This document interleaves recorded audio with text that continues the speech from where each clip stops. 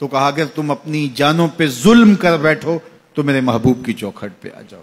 اور یہ حضور کی حیات طیبہ میں بھی تھا، ظاہری حیات میں بھی، کہ حضور کے پاس جائیں جب اپنی جانوں پہ ظلم کر بیٹھیں، جس طرح حضرت ابو لبابہ سے ہوا.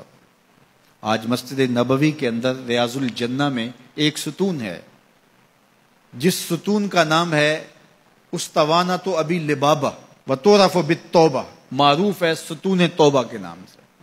حاجی جب جاتا ہے تو اس کی خواہش ہوتی ہے ریاض الجنہ میں جگہ مل جائے. ریاض الجنہ میں چلا جائے تو اس کی عرض ہوتی ہے کہ استوان ابی لبابہ کے پاس 2 نفل مل جائیں توبہ کے.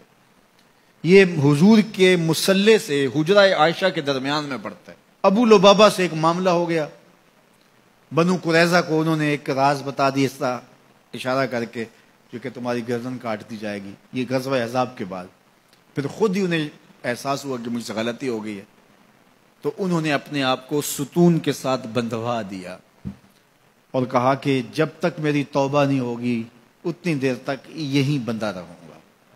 تو حضور نے دیکھا تو اب چونکہ انہوں نے قسم کر لی تھی تو فرمایا ٹھیک ہے جس طرح اللہ کا حکم آتا ہے.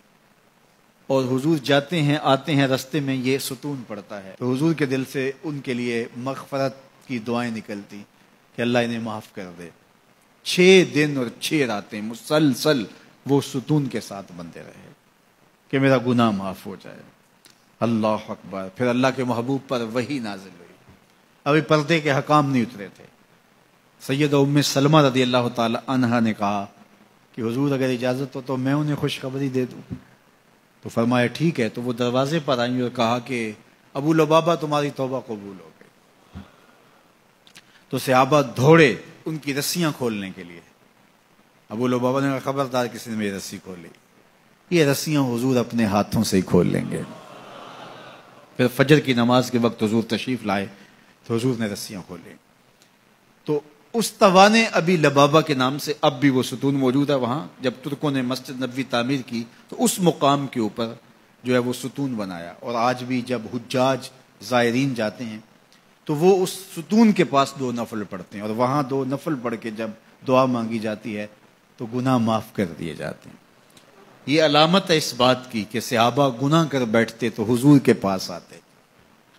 اب حضور کے وصال کے بعد بھی یہ عمل صحابہ میں جاری رہا، تابعین میں جاری رہا، بعد میں آنے والوں کے لیے جاری رہا، اور آج تک امت وہاں جا کے حضور سے شفاعت کی طلبگار ہوتی ہے اور اپنے گناہوں کی معافی اللہ کے حضور کے وسیلے سے طلب کرتی ہے. صاحب مدارک نے لکھا اسی آیت کریمہ کے تحت کہ حضور کے وصال کا 2 یا 3 دن تھا. ایک عربی دیہاتی دور دراز سے سفر کر کے مدینۃ المنورہ پہنچا حضور سے ملنے کے لیے. جب داخل ہوا تو پتہ چلا کہ حضور کا تو وصال ہو گیا 3 دن پہلے. تو پھر اس پہ کیا گزری، اس نے رونا شروع کر دیا اور حضور کے روضے پہ آیا، قبر انور کی مٹی کو اپنے سر پہ ڈالتا اور کہتا حضور میں تو گناہوں کی بخشش کے لیے آیا تھا، اللہ کا کلام پڑھا تھا اگر اپنی جانوں پہ ظلم کر بیٹھو تو محبوب کی چوکھٹ پہ آ جاؤ.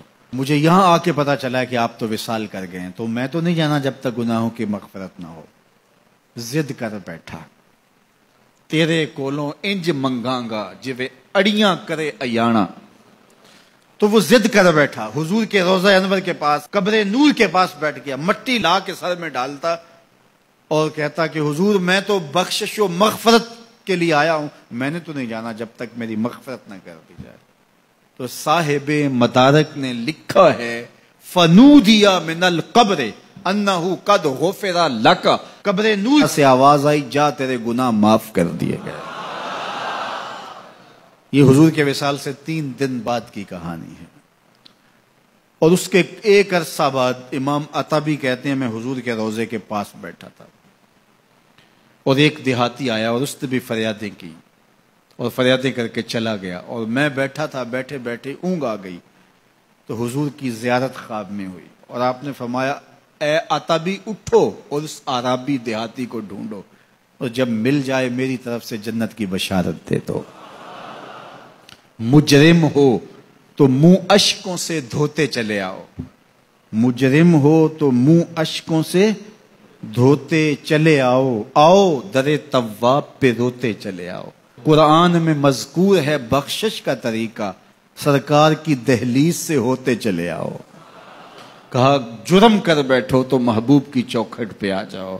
پھر کیا ہوگا؟ لَوَجَدُ اللَّهَ تَوَّابًا رَحِيمًا. تم تو گناہوں کی معافی لینے آئے تھے لیکن محبوب کو ساتھ لے آئے ہو، لہذا وسیلہ حضور کا ڈالا ہے تو گناہ تو معاف ہوں گے ہی ہوں گے، اضافی رحمتیں بھی عطا کر دی جائیں گی. اللہ اکبر. کرم نوازیاں ہو جائیں گی.